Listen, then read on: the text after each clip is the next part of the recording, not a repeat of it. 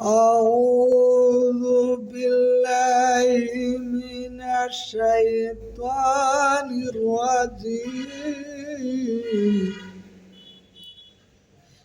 بسم الله الرحمن الرحيم.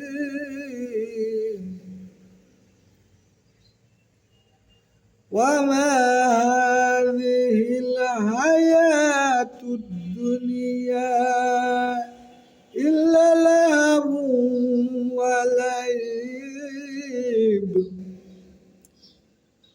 وإن الدار الآخرة لهي الحيوان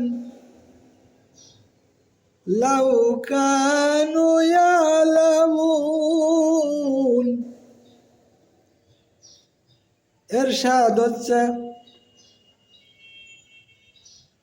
অর্থহীন এই পার্থিব জীবন ক্রিয়া কৌতুকময় ছাড়া আর কিছুই নয়। পরকালের জীবনই আসল জীবন যদি মানুষ জানত। আমি সূরা আনকাবুতের 64 নম্বর আয়াত আপনাদের সম্মুখে তেলাওয়াত করলাম এবং এর সার্বিক অর্থ পেশ করলাম। আল্লাহ পাক রব্বুল আলামিন দুনিয়ার জীবনের এবং আখেরাতের জীবনের মূল্যায়ন কতটুকু সেই ব্যাপারে পবিত্র কোরআনে সূরা আনকাবুতের 64 নম্বর আয়াতে আল্লাহ পাক রব্বুল আলামিন বললেন যে দুনিয়ার এই পার্থিব জীবন ক্রিয়া কৌতুকময় ছাড়া আর কিছুই নয়। অর্থাৎ দুনিয়ার এই জীবন ক্রিয়া কৌতুকময় অর্থহীন ছাড়া আর কিছুই নয়। পরকালের জীবনই হচ্ছে আসল জীবন যদি মানুষ জানত। এটাই আসলে বাস্তব। কারণ আমরা এই দুনিয়াতে আল্লাহ পাক আমাদেরকে পাঠিয়েছেন 2 দিনের বালাখানায়। এখানে যে যত ভালো কাজ করে যেতে পারবো ঠিক আখিরাতে সে ততটাই ভালো থাকবে। প্রথম নম্বরে তাকে ঈমান রাখতে হবে, শিরক বিহীন ঈমান, যে ঈমানের ভিতর কোনো শিরকি কুফরি থাকবে না, এমন ঈমান এনে তাকে ভালো ভালো নেক আমল অর্থাৎ আমলে সালিহ করতে হবে। আর তার বিনিময়ে পরকালে যে জান্নাত যা চিরস্থায়ী, যার শুরু আছে শেষ নাই, সেই জীবনটাই হচ্ছে আসল জীবন। আল্লাহ পাক এটাই বলেছেন যে এই দুনিয়ার পার্থিব জীবন খেলাধুলা ক্রিয়া কৌতুকময়, আর পরকালের সেই জীবনটা হচ্ছে তোমাদের আসল জীবন, যেখানে শুরু আছে শেষ নাই। তাছাড়াও আমরা দেখতে পাই আমাদের পূর্বপুরুষ, তার পুরুষ, এইভাবে যত পূর্বপুরুষেরা মৃত্যুবরণ করেছে তারা কত হাজার হাজার বছর কবরে আছে, আরও কত হাজার হাজার বছর থাকবে।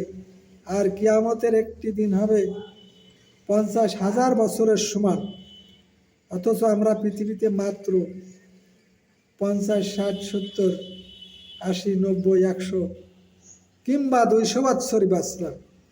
সেই তুলনায় দুনিয়ার জীবন কত নগণ্য, কত সামান্য। এটাই চিন্তার বিষয়। এই কারণেই যারা জ্ঞানী তারা আখেরাতের মূল্যায়ন বেশি করে, আর যারা নির্বোধ তারা দুনিয়া করে পাগল, তারা দুনিয়ার মূল্যায়ন বেশি করে। তারা নামাজ পড়ে না, রোজা রাখে না, হজ করার তৌফিক থাকলে হজ করে না, সৎ কাজ করে না, নেক আমল করে না, মানুষের সাথে ভালো আচরণ করে না। এইভাবে বিভিন্ন অপকর্মের সাথে যারা জড়িত তারা পরকালকে বিশ্বাস করে না, আল্লাহকে বিশ্বাস করে না। যদি মূলত কোনো মানুষ আল্লাহকে বিশ্বাস করে, পরকাল বিশ্বাস করে, মৃত্যুর পরে যে আমার বিচার হবে, আমার বিচারের ফয়সালা দিবে আল্লাহ পাক, এই ব্যাপারে যদি সে সতর্ক থাকে অবশ্যই তার দ্বারা কোনো গহিত খারাপ কাজ হতে পারে না। ভাইরা, আমি একটা কথাই বলবো, আল্লাহ পাক আমাদেরকে মূলত সৃষ্টি করেছেন কি কারণে? আল্লাহ পাক সূরা মুলকের 2 নম্বর আয়াতে সুন্দরভাবে ঘোষণা করে দিলেন, বিসমিল্লাহির রহমানির রহিম, আল্লাযী খালাকাল মাউতা ওয়াল হায়াতা লিয়াবলুয়াকুম আইয়ুকুম আহসানু আমালা। এরশাদ হচ্ছে, আমি মৃত্যু এবং হায়াত দিয়ে সৃষ্টি করেছি তোমাদেরকে পরীক্ষার জন্য। সেই পরীক্ষাটা হচ্ছে কে তার কর্মে কতটা ভালো, মানে পৃথিবীতে কে কতটা ভালো কাজ অর্থাৎ নেক আমল করে আসতে পারো। যে আল্লাহ এবং আল্লাহর উপর ঈমান রেখে, শিরিক বিহীন ঈমান রেখে, শিরকি কুফরি বিহীন ঈমান নিয়ে যারা ভালো ভালো নেক আমল করবে, অবশ্যই অবশ্যই আল্লাহ পাক তাদেরকে কিয়ামতের ময়দানে বিচার ফয়সালা করে তাদের নেক আমলের এবং তাদের উপর সন্তুষ্ট আল্লাহ পাক তাদেরকে জান্নাত নসিব করবে। যে জান্নাতের নিয়ামত অফুরন্ত নিয়ামত, যে নিয়ামতের শুরু আছে শেষ নাই। সেদিন মৃত্যুকে খতম করে দেওয়া হবে, মৃত্যু বলতে আর কিছুই থাকবে না।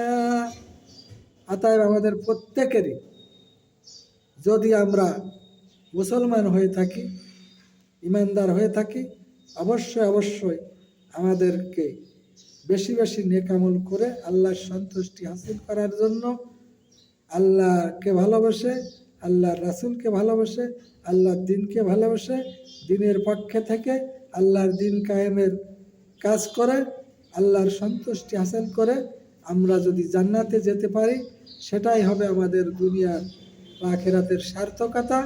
তাই আপনি দুনিয়াতে যতই কষ্টে থাকুন না কেন, আপনার যদি আখিরাতটা ভালো হয়ে যায় তবেই আপনি ভাগ্যবান।